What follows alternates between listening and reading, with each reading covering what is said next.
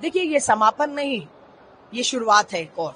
पटना राजधानी 1 सितंबर को जो सैलाब, जन सैलाब आप देखेंगे, वो कभी इतिहास उठाकर देखिएगा। नीतीश और मोदी जी को भी 20 साल से डबल इंजन की सरकार में ऐसा जन सैलाब, ऐसा जन समर्थन नहीं मिला होगा। वोट अधिकार यात्रा हमने निकाली और धन्यवाद करते हैं पूरे बिहार के लोगों का, युवाओं का, माता बहनों का। सड़कों पर आए, क्यों आए? उम्मीद थी इसलिए आए।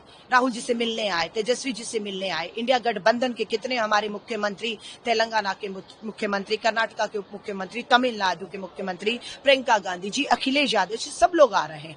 क्यों? क्योंकि हम एकजुट हैं। हमें संविधान में मिले वोट के अधिकार की जो चोरी हो रही है उसे रोकना का हमारा लक्ष्य था, जिसे रोकेंगे हम लोग। मध्य प्रदेश में चोरी हुआ, कर्नाटका में चोरी हुआ वोट, आपका हरियाणा में चोरी हुआ। चोरी की सरकारें हैं और अब बेनकाब हो रही है। लोग कहते थे हम ईवीएम में वोट देते हैं, वोट जिसको देते हैं उसको तो मिल नहीं रहा, सरकार किसी और की बन रही। फिर मतदाता सूची में हेराफेरी शुरू की। अब पूरा चुनाव आयोग अपने हाथ की कठपुतली बनाकर मोदी शाह दिल्ली से नचा रहे हैं गणेश कुमार को। 65 लाख वोट काटेंगे, लेकिन जानकारी नहीं देंगे क्यों काटा, किसका काटा। और हम उस जानकारी को जब ले रहे हैं तो पता चल रहा है उस 65 लाख लोगों में दलित है, हमारा अल्पसंख्यक है, पिछड़ा अति पिछड़ा वर्ग के लोगों का वोट कटा है, जिन्होंने 2024 लोकसभा में मोदी को वोट डबल इंजन के लिए नहीं किया था, हमें किया था। इसलिए उनका वोट काट के चोरी की सरकार बनाने का लक्ष्य है। वोट चोर गद्दी चोर का नारा गूंजा है, पटना में भी गूंजेगा और पटना से सीधा दिल्ली गद्दी छुड़वा कर रहेंगे। ये लक्ष्य हमारा है। जिस तरीके से दरभंगा में सभाएं थी, उसमें प्रधानमंत्री और उनकी मां को लेकर जो कौन आदमी है, नाम बताइए। आप नाम नहीं बता पाएंगे। किस आदमी ने वहां पर यह अभद्र भाषा इस्तेमाल की है? हम तो उसका समर्थन नहीं करते, पर कोई नाम पहचान बता ही नहीं पा रहा। क्यों? प्लांटेड है ना।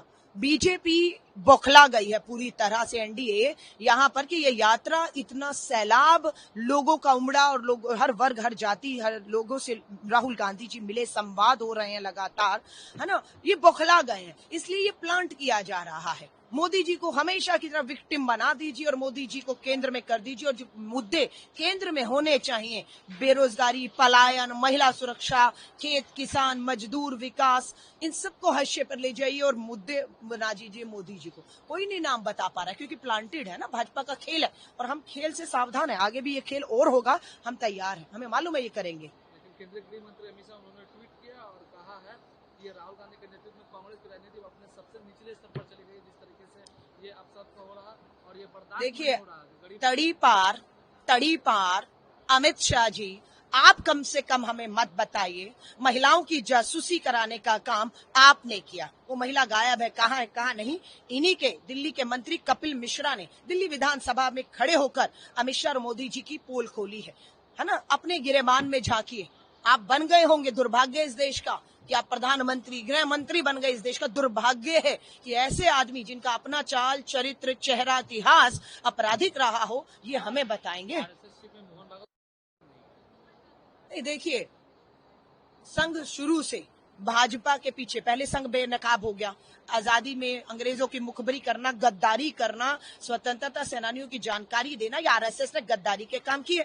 अब आरएसएस को पता लगे इस देश में हम तो सत्ता में आएंगे नहीं, हमें वोट मिलेगा नहीं, तो फिर जनसंघ बनाया। फिर जनसंघ भी नहीं चला तो भाजपा जनता पार्टी बनाई। अब आरएसएस उसके पीछे बैठकर खेल रहा है और देश के मुद्दों से भटकाने का काम संघ आरएसएस कर रहा है। मोहन भागवत जी ने कहा ना 75 साल में रिटायरमेंट होना चाहिए, मोदी जी ने भी कहा था। दोनों को, प्रधानमंत्री मोदी जी को भी और मोहन भागवत जी, नैतिकता हो, शब्दों में सच्चाई हो, ईमानदारी, इस्तीफा दीजिए और घर जाइए। नीतीश जी को कहिए 20 साल से सत्ता में है, भाजपा की डबल इंजन की सरकार चला रहे हैं। हम आएंगे तो हम ये करेंगे, ये कहते हुए शर्म आनी चाहिए। आप आए 5 साल, 10 साल, 15 साल, 20 साल आप ही हैं, नहीं राहत दी बिजली से, नहीं कर्ज में डूबे हुए हैं। एक बच्चा को बाप लेकर जा रहा था, जिसने कर्ज लिया, जिससे लिया था, गाड़ी रोक ली, बच्चे गोद में ही रास्ते में मर गया। महिलाओं की बात कर रहे हैं, 9 साल की दलित बेटी मुजफ्फरपुर की बलात्कार का शिकार होती है, पटना में इलाज नहीं मिला, एम्बुलेंस में दम तोड़ दिया। नीतीश जी माँ की कोख में बच्चा था और आज वो बच्चा 20 साल का हो गया आपके कार्यकाल में। आज वो पलायन कर रहे हैं इन्हीं सड़कों से जिसको आप दिखा रहे हैं। किस लिए? क्योंकि रोजगार नहीं है, माँ बेटियां सुरक्षित नहीं है। आज बदलाव के लिए लोग ठान चुके हैं और बिहार में इस बदलाव को होने से अब कोई नहीं रोक सकता है। डबल इंजन की 20 साल भाजपा सरकार, 10 साल से वहां पर तीसरा टर्म मिला, फेल हो गए, पूरी तरह से फेल हुए। जनता अब बदलाव के लिए ठान चुकी है।